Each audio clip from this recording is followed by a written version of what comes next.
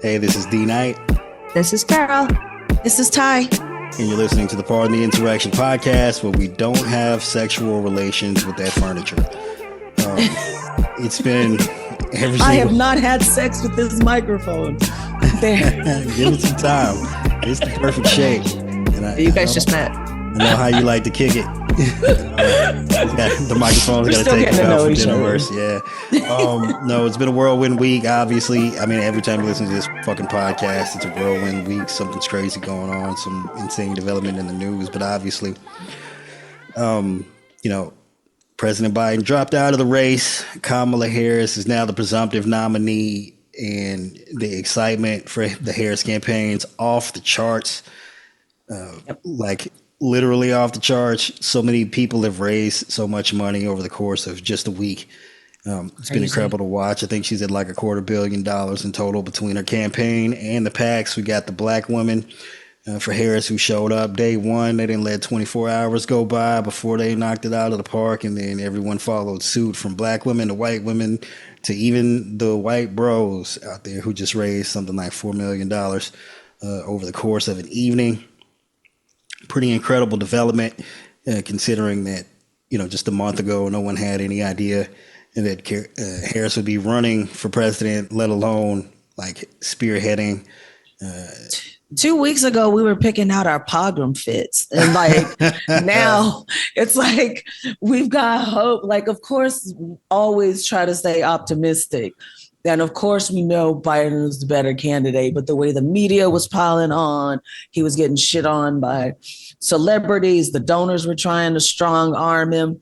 And I was like, are we going to get any relief? And at first, when they said he was, bowing out, I wasn't sure how I felt about that, because I wasn't sure how people were going to get behind the vice president. Because of talk, or even if they were going to get behind it. Yeah.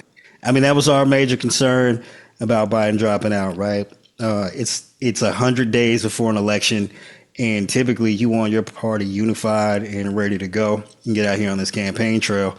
And instead, Biden was about to have to wage a war against his own party just to stay on the ticket, and that was an insurmountable situation. We were definitely going to lose in November if that had been the case. I mean, there's just no way. You just can't win an election as incumbent president spending more time fighting against your own party than the opposition. That just was impossible. But so Biden had to be the selfless one. He had to be the adult in the room again, as Democrats often are. Yeah. He had to be the responsible hold yourself candidate to a higher standard than others hold themselves, or than you are able to hold them. And the way people kept saying, like, when he was not sick, I'm not dropping out, I'm not dropping out. And then they would say, think about your legacy or whatever. He has solidified his legacy, because there's been just so much love. And of course, you see some of the backtracking from some of the clowns who were like, oh, he should drop out, and that never mentioned Harris. And I saw some names that they were like, oh, so-and-so is going to join, white dudes for Harris. And then I was like, yeah, I don't remember what you said 3 weeks ago, dude, when you tweeted, But I'm like, all right, you're there, you're in it. Okay, it's all good. But we like not forgotten, okay? Like the Tommy V tours and such from Pod Save going on Jen Psaki's show and saying they don't even know if Harris should be the candidate. And they've changed their tune. Obviously, we've got Tim Miller, who a year ago was trying to get Kamala off the ticket. Just a lot of names who they were in support of taking Biden off the ticket. But they were also in support of Kamala Harris not being the nominee, and they were proven wrong in that regard. And that just goes to show, like, if the party had been united behind Biden, of course, we'll never know this now, but I think he probably would have won in November. Just the power of incumbency. I know it's not quite the same as it once was, but it's something like, plus 7-8 points in a presidential election, just being the incumbent. Yeah, Lichtman said that right now, like, she's at like +6 or +7, but Trump is only at +3. I don't see him getting any higher, because he's got, but the Harris momentum it has spread like wildfire. And I think in a day or so, Latino Men for Harris is doing a Zoom. Yeah, I mean, so, and Alec Lippman, you brought him up. He's got these 13 keys to winning a presidential election. We don't have to really dive too deeply into those. But Biden had numerous advantages. Harris, in that regard, doesn't have nearly so many. But again, we're like a week into this thing. I can't believe they got it off the ground. We're in an unprecedented territory. We've never seen anything like this before. It went from 0 to 100. Like, I was really, really shocked. Not because I didn't think she was capable or deserved it, but when she raised as much money, when she raised that first $100 million, and I'm like, she's halfway there. Then they were like 200 million. And then, Trump and everybody, and they're trying to, say, oh, well, we're trying to stop the 96 million from being transferred to her. And I'm like, y'all can keep that chump change because I think it's Melinda Gates. She's pledged 52 million. The co-founder of Netflix, 7 million.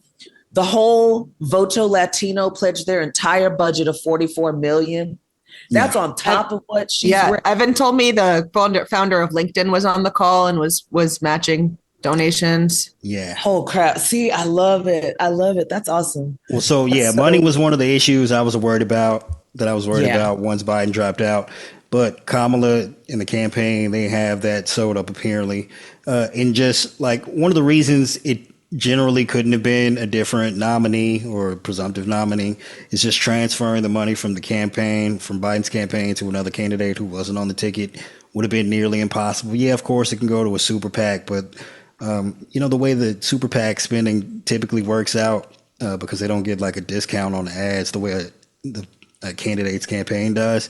That money, you get like half the dollar value spending it on ads and such. But apart from the money, back to uniting the party, like, again, I don't think it could have been any other candidate because if it wasn't Harris, black people were going to revolt. And, that would have been the end of the 2024 election. That it would have been. Yeah, I think so, because I think for a lot of black people, they would have been like, yeah, it's going to be worse for you. It's always been bad for us. So fuck it. Yeah. You know what I mean? Like, fuck it. We would have been stocking up. I've heard a lot of that. Yeah. So that's it. Yeah. Apparently some people have the attitude of things can't get worse. And like, good luck. I'll show you for not caring before by making it worse for myself. We were going to stock up on our Second Amendment if they skipped over Harris. That would have been our game plan for the second Trump administration. Also, again, public support. It's difficult to measure in terms of polling and social media engagement. But, the Harris campaign, they took the Biden HQ Twitter account, flipped it to the Harris HQ, and I think I love that account. Yeah, they're going ham. It hit the ground running, but they already had the following. I mean, it was they started off in the perfect position. It was great. Yeah. Well, they had a few 100,000 Twitter followers, and I think as of now they're close to 1.5 million. Nice. If that's a metric for public support, like it's definitely showing some favor in terms of Harris's potential. And of course, Elmo is doing what Elmo does, and he's working overtime. Yeah, we'll get to him. Because right now he doesn't know what the hell he's gonna do. Because he's the first to get deported. He suspended the white dudes for Harris account yesterday, but after the public outcry, that account got reinstated. I don't even know what the violation was. It's obviously he was just mad. I mean, this is the reason why he bought the platform to help influence the election on behalf of Trump, but we all knew that when it happened. And, despite him trying to play coy about it, I mean, obviously he was a nut job.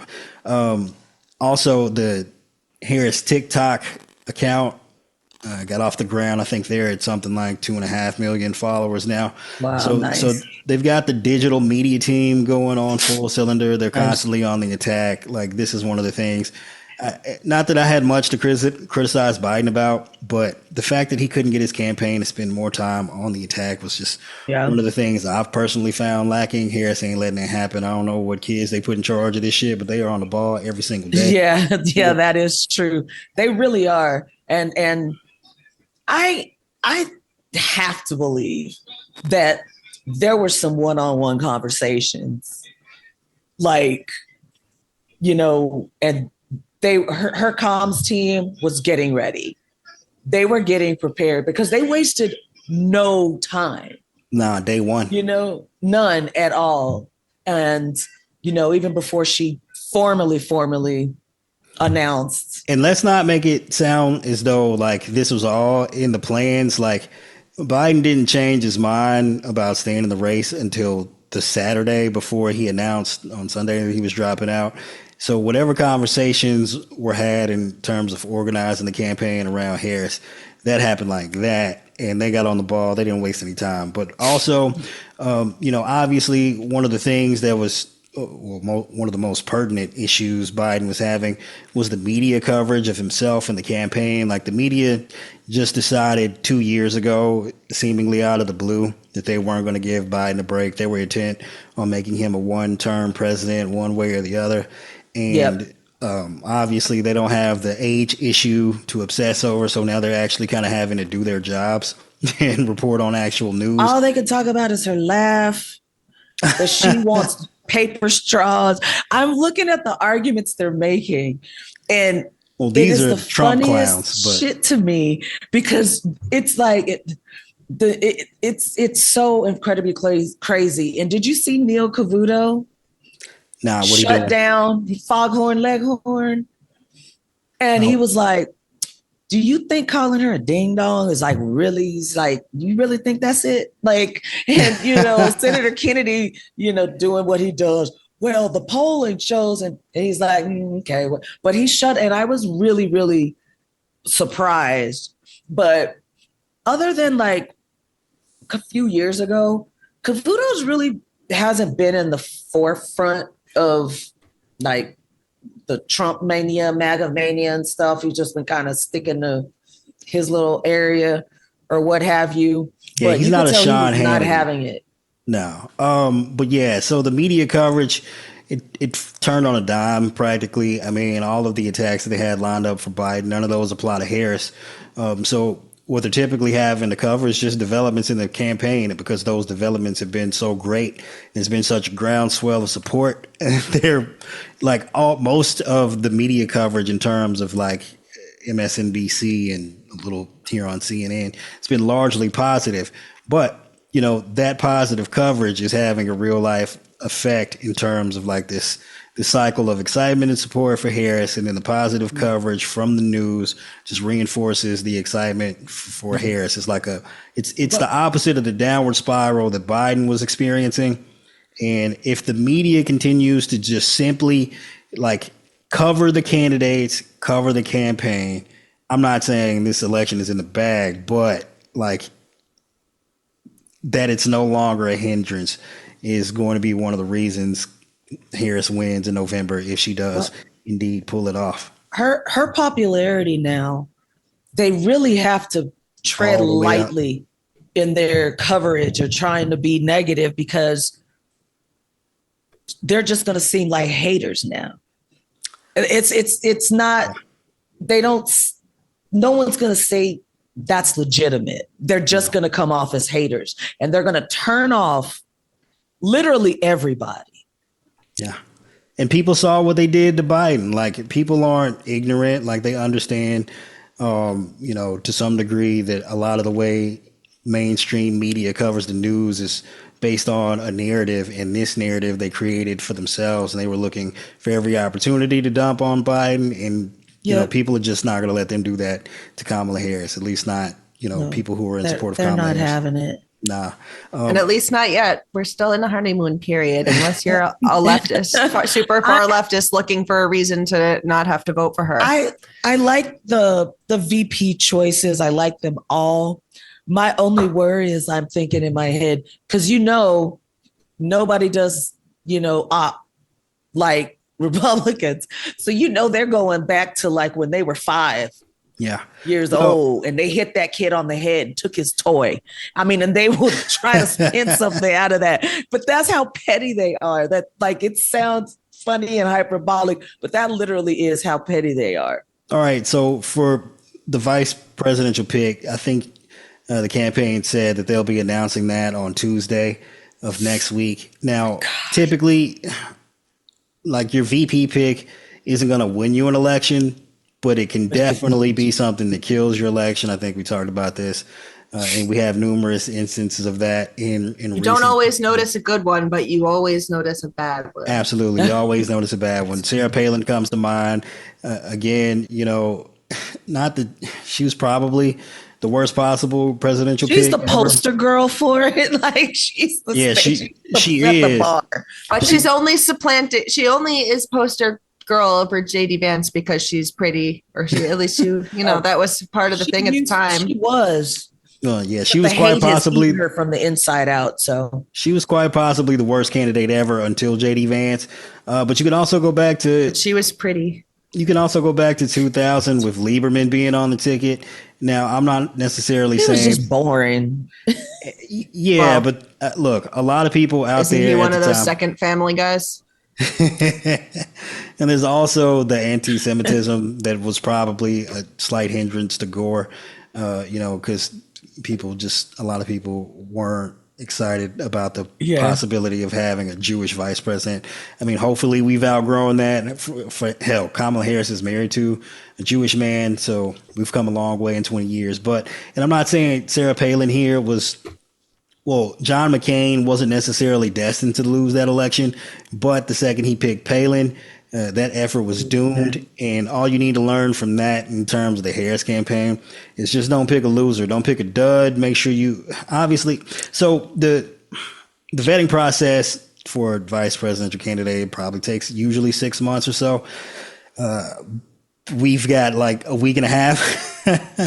So the most important thing they can do is just make sure they pick someone with no skeletons in the closet. And then apart from that, pick somebody that'll win you a swing state. You're not going to find a Joe Biden somewhere that could possibly go on to be president one day. That's not what this pick is about in this short time frame. You just got to pick someone that can get you a swing state here or there, possibly win the blue wall. So is it a high enough bar if we just say they don't have an evil plan that they keep reciting out loud and publicly? Maybe that's, you're talking about skeletons in the closet. Is a document labeled evil plan count as one? Yeah, well, that's an issue for the Trump campaign. I found it in the bathroom. Yeah, I don't think they're going to make that mistake. Just if the thing is, if you pick somebody with even one scandal and the media can hone in on that, they'll Hillary Clinton that person to death. And that's a possible pitfall. Just got to look out for that. Also, again, we talked about the campaign needing to start off on the attack, because if you let the media define the race and define the candidate as opposed to the candidates themselves defining the race, that can be nearly impossible to dig themselves out of. And you've seen that here with JD Vance. I mean, he's being labeled a weirdo out of the gate. That's the death knell. So I talked about this on Tony Michael's podcast a couple of weeks ago. I must be clairvoyant. It was a super prescient conversation where we were talking about, what the Trump campaign will look like going forward. And I was, the thing I brought up is it's not so much that Trump wants to be a dictator, as bad as that is, and in democracy, but a lot of people look at that in terms of, he's just a strong man to try and play it down. You know what you can't play down? Being a fucking creepy weirdo. It's the death knell. I don't know if you dudes listening out there have ever tried to, you ever tried to go out and meet a girl. You know what the end of that conversation is? The second she thinks you're a weirdo, it's over. You ain't got no shot. That is true. And she is texting her friend get me out of here. If I don't call you in 5 minutes, call the police. Yep. That's the vibe. If she got to cover her drink when you come around, or she can't go nowhere with you without her friends, or, you'll never get to come over her place. And this is just dating at this. I mean, it's not just like dating, but winning over public sentiment in this regard is like dating in terms of people have to appreciate you for what you bring to the table instead of being repulsed by you for being a weirdo, and that's the death knell. And Trump picked the most weird, strange dude he could possibly find, and we'll get to more on that in just a bit. He's Also, like someone to make me look charismatic and tall. right. That's what he did. He picked a lamer, weirder version of himself. Super MAGA, kind of, man, just weirdo. Another thing, I know people are typically concerned about the war in Gaza and how that was going to affect Biden, given that, these massive disinformation campaigns, calling him Genocide Joe and whatnot, were likely to suppress some votes in some swing states, but it doesn't appear that that's sticking to Harris. Also, as wonderful as the economy is doing, I mean, we're just in the biggest boom in modern history, thanks to Biden's administration. People do have concerns about inflation and the price of their groceries and such going up, even though that was largely due to corporate greed. Those issues also don't. And weren't there we forgot about all the deliberate steps that were taken to keep goods from flowing into the country when we needed them, like the blockades at the border, where all those Texas. goods were when groceries set and rotted in the trucks. Yep. So they could blame Democrats for it. Yep. Well, those issues don't seem to be sticking supply to chain. Yeah, those issues don't seem to be sticking to Harris either. So even though they're trying to do the border czar thing, they're trying to. Well, that's crazy because immigration's down. Like, if you want to attack her on that, fine, she'll just take credit for doing a good job. These issues that Republicans had planned on attacking Biden on, they're not sticking to Harris. So that just eliminates numerous obstacles for the Democratic Party, like overnight, like that. So all they have now is just to, suppress the vote.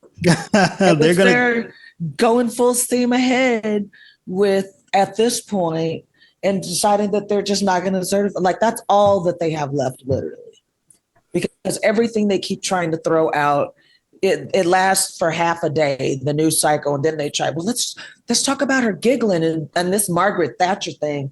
I'm like, I've heard Margaret Thatcher's name more times than I have. The woman hasn't been PM in 30 something years. But they're trying to, it's like, you never heard Margaret Thatcher giggle. It's like, well, you've never heard Trump giggle either, but that's because he's a sociopath. Right. Motherfucker's insane. He's been in the public spotlight. Make him a better leader. No, he's been in the public spotlight also British, and they do things, and she was a baroness. So he's never laughed. No one's ever heard him laugh. Fair enough. Ever heard him laugh? I guess they roiled the laughter out of her. Somebody should write that musical. I don't know if that's true. Margaret Thatcher never laughed. That's it. Nah, Trump hasn't. He's been in the public spotlight for 2 decades now. You've never seen him on tape anywhere laughing, ever. Not once. Genuinely laughing.